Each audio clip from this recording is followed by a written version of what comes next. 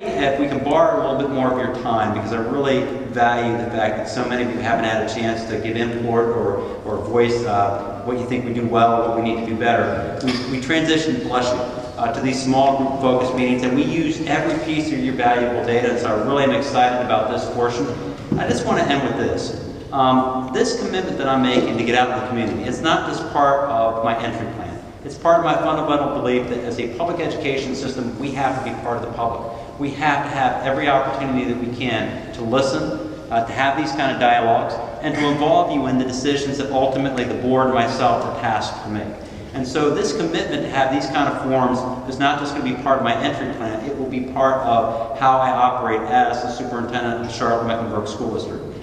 What I've said is, a lot of times when I look at how you begin this process of coming into an organization, I believe that many people come in and they start right at the strategies and execution, because what they really know is, I'm not going to be there very long, and so I only have a short amount of time, so I got to get right to the strategies, right to the execution, get some results before I leave. See, I was very fortunate. I was in a great job. I wasn't looking for another job. When this job became open and I started getting phone calls about it, I had turned a lot of other jobs down. But I remember the night when I said to my wife, can we take a walk? And we started to talk about my family, their needs, the fact that we're from the East Coast, our family's out here, the fact that I knew CMS, I'd done a lot of partnering, and we started to talk about where did we want to be for the next 10 or 15 years. And that's why we finally decided, let's go for this. And so I'm honored to be selected as your superintendent.